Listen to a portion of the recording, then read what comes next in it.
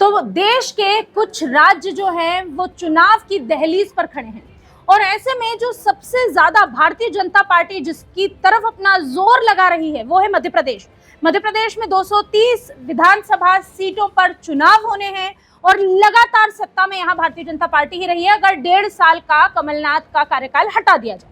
लेकिन ऐसा माना जा रहा था सर्वे रिपोर्ट्स के आधार पर कि इस बार भारतीय जनता पार्टी मध्य प्रदेश को खो सकती है और यही वजह है कि भारतीय जनता पार्टी ने अपने जो प्रयास हैं उन्हें और तेज किए हैं और वो जनता के दिलों तक, उनके घरों तक पहुंचने की हर संभव कोशिश कर रही है। लेकिन इसी के साथ अब कल मध्य प्रदेश बीजेपी में एक और भूचाल आया जब उन्होंने अपने उम्मीदवार सीटों के नाम की एक लिस्ट जारी की है। 39 सीटों पर बड़े बड़े नाम, इतने बड़े नाम जिनके बारे में सोचकर जनता तो ठीक ही है, कांग्रेस खुद भी हैरान है और कमलनाथ के भी होश उड़ गए। आइए बात करते हैं इस बारे में, क्या है ये पूरा मामला और कौन है वो बड़े नाम जो उड़ा रहे हैं कांग्रेस की नींद। सबसे बड़ी बात यह है कि मध्य प्रदेश की राजनीति में अभी तक शिवराज वर्सेस कमलनाथ ये लड़ाई माना जा रहा था और इस लड़ाई में 50-50 की इस लड़ाई में कौन जीतेगा बाजी, इस पर कयास लग रहे थे।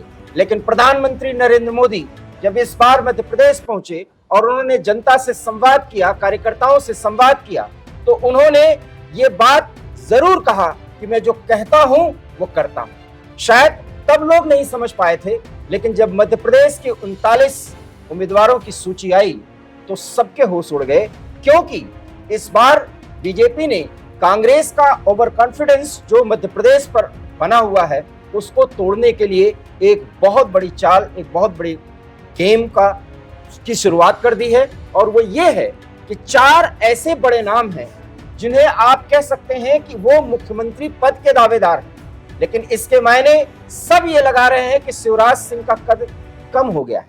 लेकिन ऐसा नहीं है, क्योंकि बीजेपी की नजर 2024 पे है। सनातन और विकास की वो धारा जो पिछले 17 सालों से शिवराज और मोदी के नेतृत्व में मध्य प्रदेश सनातन की वो उर्वर धारा बन रही थी, उसको आगे बढ़ाने का काम अब 10 बड़े और उन उम्मीदवारों को जो केंद्र और राज्य स्तर की राजनीति में मध्य प्रदेश की राजनीति का जहां तक संबंध है बड़ा दखल रखते हैं। इन नामों का जिक्र करेंगी। बिल्कुल, अगर हम बात करें इंदौर विधानसभा 1 की तो कैलाश विजयवर्गीय एक ऐसा नाम है जिसके बारे में किसी ने सपने में भी नहीं सोचा होगा, क्योंकि कैलाश विजयवर्गीय जो है वो राष्ट्रीय महासचिव रह चुके हैं। और हम आपको ये बता दें कि भारतीय जनता पार्टी ऐसा कम ही करती है कि वो किसी एक ही व्यक्ति को 4 बार एक ही पद, एक ही जिम्मेदारी से नवाजे, लेकिन कैलाश विजयवर्गीय के साथ ये हुआ है। और इसी के साथ साथ एक और चीज है कि कैलाश विजयवर्गीय महापौर रह चुके हैं, उसके बाद उन्हें अब इंदौर में विधानसभा 1 से चुनाव लड़ाना ये एक बड़ी कह सकते हैं बहुत बड़ा निर्णय है और ये बीजेपी का मास्टर स्ट्रोक भी कहा जा सकता है। ये इसलिए कह रही हूँ क्योंकि आज तक जिस भी सीट पर कैलाश विजयवर्गीय ने अपनी ताल ठोकी है वहां से भारतीय जनता पार्टी अजय साबित हुई है, क्योंकि उन्होंने ऐसी सीटों पर जीत हासिल की है जहां से भारतीय जनता पार्टी का जीतना नामुमकिन था, किंतु उन्होंने उसे मुमकिन किया। और ऐसी स्थिति में आज तक भारतीय जनता पार्टी कैलाश विजयवर्गीय के बाद जिसे भी उस सीट से खड़ा कर रही है वो सीट वहां से उन्हें एक अच्छा रिस्पांस दे रही है और वो अभी भी भारतीय जनता पार्टी के ही कब्जे में।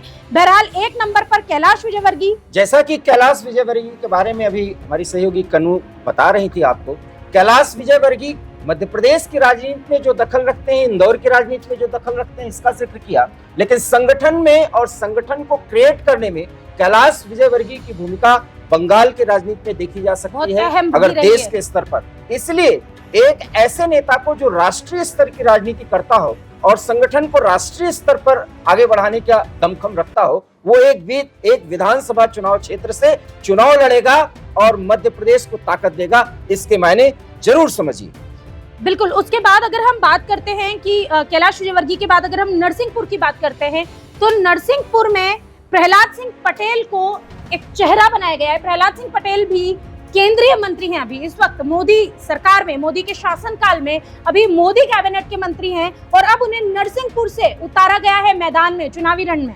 और सबसे बड़ी बात है कि दिमनी क्षेत्र, मध्य प्रदेश के दिमनी क्षेत्र से नरेंद्र सिंह तोमर को चुनाव मैदान में उतारा है। नरेंद्र सिंह तोमर केंद्रीय कृषि मंत्री और किसान आंदोलन जब हो रहा था तो किसानों को संभालने का जिम्मा नरेंद्र मोदी ने उन्हें दिया था, और आज भी वो कृषि मंत्री, उन्हें एक विधानसभा क्षेत्र से चुनाव लड़ाया जा रहा है। अब आप समझ रहे होंगे कि मध्य प्रदेश की राजनीति को क्या प्रधानमंत्री ने महत्व दिया है और संगठन ने महत्व दिया है कि इन बड़े नेताओं को विधानसभा क्षेत्र में उतार दिया गया है। मतलब किसी भी लड़ाई को भारतीय जनता पार्टी संगठन के स्तर पर कमजोर तरीके से नहीं लेती, बहुत सीरियस तरीके से उस चुनाव को लेकर आगे बढ़ती है।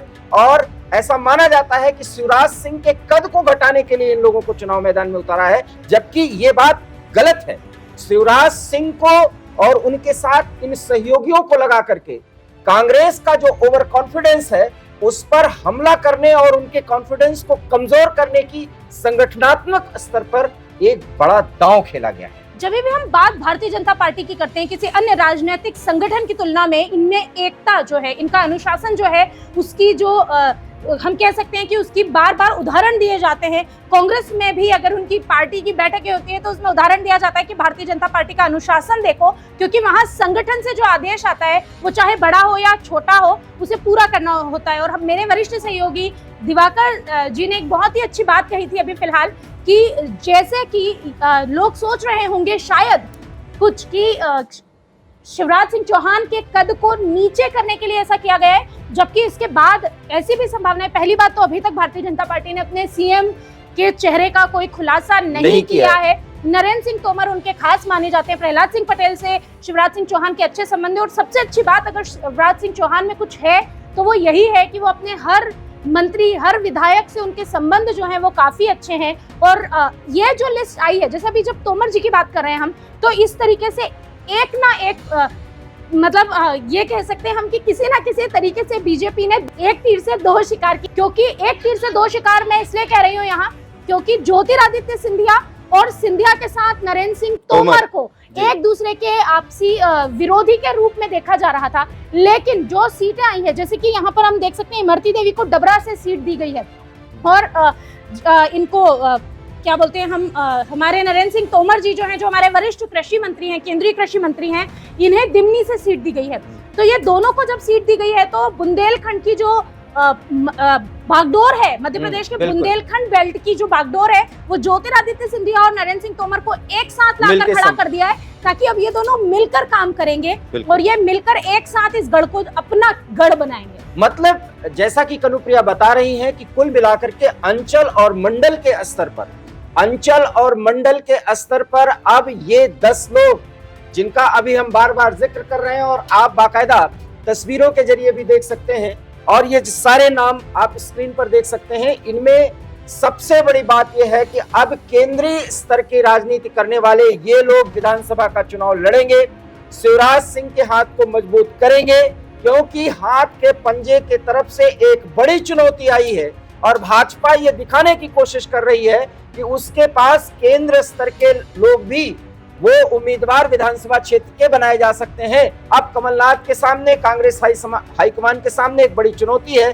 कि वो कमलनाथ के अतिरिक्त और किन नामों को विधानसभा क्षेत्र के लिए आगे कर सकती है, उनको चुनाव मैदान में उतार सकती है। फिलहाल नाम एक ही आ रहा है, वो है दिग्विजय सिंह। उसके बाद कौन है जो केंद्र के स्तर पर या देश के स्तर पर जाना जाता है? लेकिन उनके लिए भी एक बड़ी चुनौती है, क्योंकि कांग्रेस के ध्रुवीकरण को हम बहुत ही बेहतर ढंग से जानते हैं। कांग्रेस में जिस तरह से आपस में एक दूसरे से नहीं बनने की नीति है, जिस तरह से वो एक दूसरे के खिलाफ नजर आते हैं। अभी हाल ही में कमलनाथ का एक बयान आया है कि जो लोग चुनाव लड़वाने वाले थे, यानी कि जो मैदान में उतारने वाले थे, वही लोग चुनाव लड़ने क्यों उतरे। मतलब कहीं ना कहीं साफ उनकी घबराहट नजर आ रही है। नरेंद्र सिंह तोमर जैसे बड़े व्यक्तित्व के बारे में ये कटाक्ष किया गया है, क्योंकि नरेंद्र सिंह तोमर के कंधों पर मध्य प्रदेश की जिम्मेदारी थी, उन्हें टिकट बांटने थे और उन्हें ही टिकट दे दिया गया। लेकिन क्या ऐसा नहीं लगता कि उन्हें ये टिकट देकर परिवारवाद पर जो नरेंद्र मोदी जो बोलकर जाते हैं, उसका असर प्रदेश में कहीं ना कहीं उसके बाद दिखने लगता है। उनके भाषण की 3 बातें हैं जिन पर मैं दिवाकर जी आपसे चर्चा करना चाहूंगी। जैसे उन्होंने उस दिन कहा था कि जो कांग्रेस है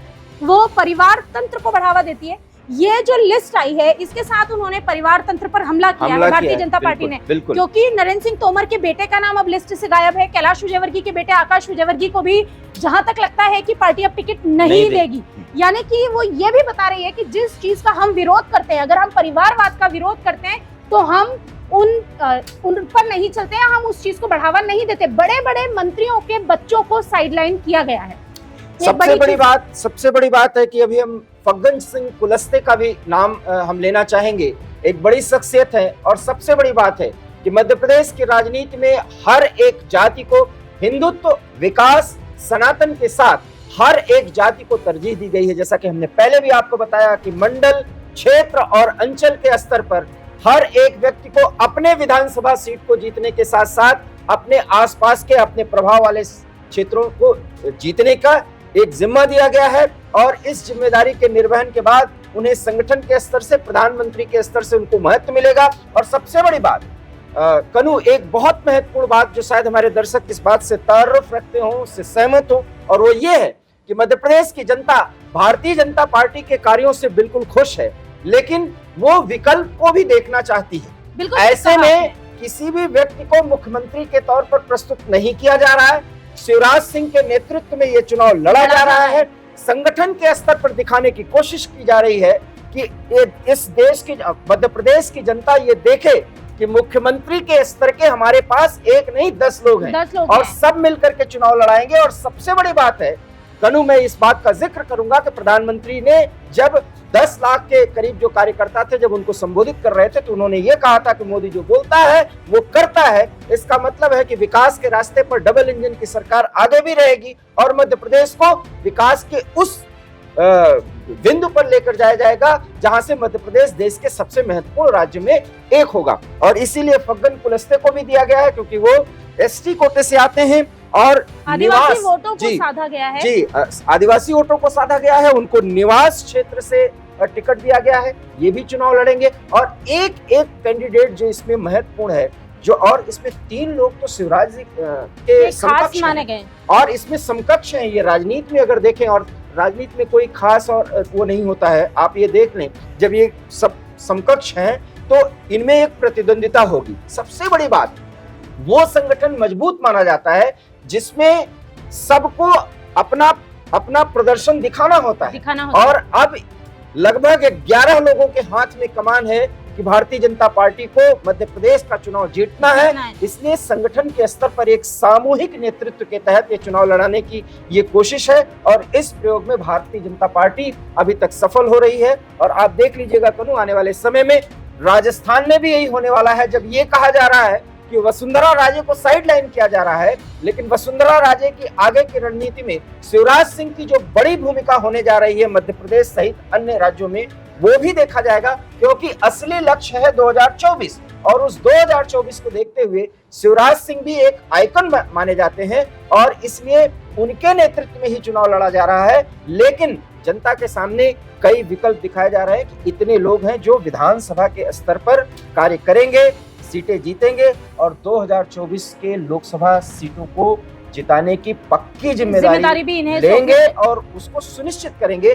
ये संगठन के तरफ से संकेत किया गया। बिल्कुल ठीक कहा आपने दिवाकर जी। जब आपने ये कहा कि संगठन की बात है, तो मैं एक बात पर और जोर देना चाहूंगी, इन 10 कंधों पर जिम्मेदारी क्यों सौंपी गई है? इन 10 कंधों को, यानी कि ये बड़े बड़े दिग्गजों को, इन महारथियों को चुनावी रण में उतारने के पीछे भारतीय जनता पार्टी की क्या वजह रही है? अभी इस पर भी हम बात कर सकते हैं। देखिए, मालवा की अगर हम बात करें, मालवा और निमाड़ की बात करें, तो कैलाश विजयवर्गीय को वैसे भी मध्य प्रदेश की राजनीति का चाणक्य कहा जाता है, तो इन्हें कमान सौंपी गई है कैलाश विजयवर्गीय को कि यहाँ वो मालवा और निमाड़ की जितनी भी सीटें हैं उसको जिताने के लिए जिम्मेदारी इनके कंधे पर होगी। इसके बाद अगर हम महाकौशल की बात करते हैं, तो प्रहलाद पटेल और राकेश सिंह भी एक बहुत बड़ा नाम है, वो भारतीय जनता पार्टी के प्रदेश अध्यक्ष रह चुके हैं। इन दोनों को मिलकर यहाँ पर काम करना है और पार्टी ने इन्हें ये जिम्मेदारी सौंपी है। इसके बाद चंबल अंचल की अगर हम बात करते हैं, तो चंबल में नरेंद्र सिंह तोमर के साथ सिंधिया का कोलैबोरेशन कुछ इस तरह से बिठाया गया है कि अब कहने वाले ये कभी नहीं कह पाएंगे कि दोनों विरोधी हैं, क्योंकि दोनों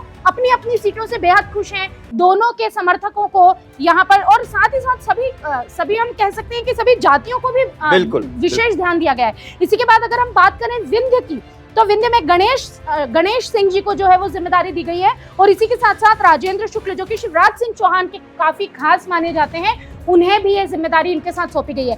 यानी भारतीय जनता पार्टी ने किसी भी तरह से किसी भी नेता को साइडलाइन नहीं किया है, बस उन्होंने जीत का एक मंत्र दिया है। और बिल्कुल ठीक कहा था अभी आपने, कुछ देर पहले ही आपने कहा था दिवाकर जी कि जो भारतीय जनता पार्टी है उसमें जब मोदी जी आए भोपाल में और उन्होंने जब 10 लाख कार्यकर्ताओं को संबोधित किया तो उन्होंने कहा कि हम जो कहते हैं वो हम करते हैं, ये गारंटी है, मेरी गारंटी पूरी होने की गारंटी है। ये बड़ी बात इसलिए कहना चाहूंगी।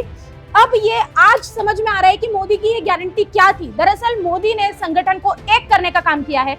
लंबे समय से कांग्रेस का जो था आरोप था और लोग भी ये कयास लगा रहे थे कि मध्य प्रदेश में जो भारतीय जनता पार्टी है वो ज्योतिरादित्य सिंधिया के आने के बाद से कमजोर पड़ी है। इस कमजोर बीजेपी को वो अपनी ऑक्सीजन देकर गए हैं। इस कमजोर पड़ी बीजेपी में वो ग्लूकोज की ड्रिप लगा कर गए हैं और नरेंद्र मोदी ने और इस संगठन ने, ये अमित शाह और नरेंद्र मोदी की वो नई भारतीय जनता पार्टी है जो किसी भी तरह के प्रयोग करने से चूकती नहीं है। वो अपने हाथ से ये स्टेट निकलने नहीं देना चाहती। और ये जो लिस्ट आई है इसके बाद जिस तरह से कांग्रेस के खेमे में जिस तरह से अंदर भूचाल आया, उससे साफ नजर आ रहा है कि कांग्रेस को अपने हाथ से मध्य प्रदेश खसकता हुआ नजर आने लगा। इसलिए भी क्योंकि अब कमलनाथ के ही हाथ में सब कुछ है। हाथ के पंजे को मजबूती देने का जो भी है वो उसका सेहरा कमलनाथ पर बंधेगा। दूसरा अगर देखा जाए तो वो दिग्विजय सिंह। तीसरा कोई ऐसा नाम नहीं है जिसका आप जिक्र करें जो पूरे देश के स्तर पर जाना जाता है। जबकि संगठन के स्तर पर जिन नामों की चर्चा की गई है वो केंद्रीय मंत्री हैं और सबसे बड़ी बात है कि संगठन में इनकी भूमिकाएं रही हैं। और कैलाश विजयवर्गीय तो संगठन के शिल्पी माने जाते हैं। बंगाल जैसे अजय दुर्ग पर अगर हमला किया गया भारतीय जनता पार्टी की तरफ से और 75 सीटें अगर वहां पर जीती है भारतीय जनता पार्टी ने, तो कैलाश विजयवर्गीय की मेहनत वहां पर रंग लाई थी। ये आप लोगों ने देखा होगा। अब वही कैलाश, एक चीज और याद दिलाना चाहूंगी, माफ कीजिएगा दिवाकर जी, कि एक फोन कॉल पर अमित शाह के उन्होंने अपना पद छोड़ दिया था भारतीय जनता पार्टी से और पद छोड़ के ये जिम्मेदारी लेने वो यूं ही बिना किसी जिम्मेदारी के, बिना किसी पद के वो वहां चले गए थे। उसके बाद उन्हें एक पद सौंपा गया, लेकिन एक फोन कॉल पे, यानी कि संगठन की एक आवाज पर कैलाश विजयवर्गीय वहां उठकर गए और आज उन्हें विधायक बनाकर विधायक के लिए मैदान में उतारा गया। कुल मिलाकर के अब आप ये कह सकते हैं कि मध्य प्रदेश में हर एक नेता को अधिक से अधिक सीटें जिताने की जिम्मेदारी दे दी गई है, जिसमें शिवराज सिंह की भी बड़ी भूमिका है। क्योंकि सनातन का डंका अगर बजा है मध्य प्रदेश में तो मोदी और शिवराज के नेतृत्व में बजा है। उसको ध्यान में रखते हुए संगठन और जाति के फैक्टर को अपने अपने अंचल में साधने वाले उन बड़े नेताओं को बड़ी जिम्मेदारी दे दी गई है। जिन 39 सीटों पर इतना बड़ा धमाका भारतीय जनता पार्टी ने किया है और सबने ये कहना शुरू कर दिया कि शिवराज सिंह की कुर्सी हिली, ये किसी भी खबर के एकांगी दृष्टिकोण हो सकते हैं। शिवराज सिंह के महत्व को देखते हुए वहां पर अन्य सहयोगियों को लगाया गया है और जनता के सामने रख दिया गया है कि भारतीय जनता पार्टी देश की या दुनिया की सबसे बड़ी संगठन वाली पार्टी है, कार्यकर्ताओं वाली पार्टी है। ऐसे में इस पार्टी में एक नहीं कई ऐसे चेहरे हो सकते हैं जो पूरी खराब स्थिति को संभाल सकते हैं और हार को जीत में तब्दील कर सकते हैं। हालांकि हार जैसी कोई बात फिलहाल अभी तक नहीं थी, लेकिन ये लड़ाई 50-50% की कही जाने लगी। लगातार ये कहा जा रहा था कि अगर हम कहें तो कह सकते हैं कि भारतीय जनता पार्टी के लिए गीता कहलाने वाली आरएसएस ने ये कहा था कि भारतीय जनता पार्टी के हाथ से मध्य प्रदेश खसक सकता है। और यही वजह है कि केंद्र ने इस बात को इतने सीरियसली लिया, क्योंकि मैंने इसीलिए आपको दोबारा कहा कि वो भारतीय जनता पार्टी के लिए आरएसएस की बात गीता के समान है, इसलिए उन्होंने उस बात को इतना सीरियसली लिया। और सीरियसली लेने के बाद नतीजे सामने, हमेशा अपने उम्मीदवारों के नाम सबसे आखिरी में घोषित करने वाली है भारतीय जनता पार्टी। इस बार 2 महीने का समय, उन 39 सीटों की ही 2 लिस्टें आई है जिन पर भारतीय जनता पार्टी ने कमजोर प्रदर्शन किया या भारतीय जनता पार्टी हारी है। ये 39 सीटें और पहले की वो जो लिस्ट जिसमें 39 नाम आए थे वो 39 सीटें, यानी कि ये पूरी वो सीटें हैं जिन पर भारतीय जनता पार्टी अपने आप को कमजोर मान रही थी और अभी से उन्होंने यहाँ पर अपने मेहनत करने के लिए एक जमीन तैयार कर ली है, शुरू कर दिया है काम। कुल मिलाकर के संगठन के स्तर पर जो इनपुट था, आरएसएस का जो इनपुट था, जैसा कि कनू ने कहा कि आरएसएस का इनपुट भारतीय जनता पार्टी अनुषंगिक संगठनों के लिए गीता की तरह होता है। उन सब को ध्यान में रख करके प्रधानमंत्री के पास पीएमओ में भी इनपुट आया। उन सब को ध्यान में रखते हुए शिवराज सिंह के नेतृत्व में फिलहाल मैं एक बार फिर इस बात को दोहराऊंगा, उन नेताओं को एक बड़ी जिम्मेदारी दी गई है और जनता के सामने ये संदेश दिया गया है कि शिवराज सिंह चौहान और ये अन्य नेता मध्य प्रदेश को चुनाव जिताएंगे। और यही संदेश इन सबको दिया गया है कि अपने अपने अंचलों में, अपने क्षेत्र में, अपने अगल बगल के क्षेत्र में जहां जहां से इनको सीटें दी गई हैं, ये चुनाव लड़े और साथ ही साथ कार्यकर्ता ध्रुवीकरण को खत्म करें। एक जगह सेंट्रलाइज ना हो कार्यकर्ता, ये भी इसके पीछे रीजन है कि हर एक बड़ा, क्योंकि सभी बड़े नेता हैं और ये विधानसभा चुनाव लड़ने जा रहे हैं, इससे कार्यकर्ता पूरी तरह से मोबिलाइज होगा। और एक बार कार्यकर्ता मोबिलाइज हो गया तो भारतीय जनता पार्टी इस 50-50 के गेम को पूरी तरीके से अपने पक्ष में कर सकती है। और इसीलिए कांग्रेस बुरी तरह भन्नाई हुई है और ट्वीट पर ट्वीट किया जा रहा है कि चाहे कितने केंद्रीय मंत्री उतार दिए जाएं,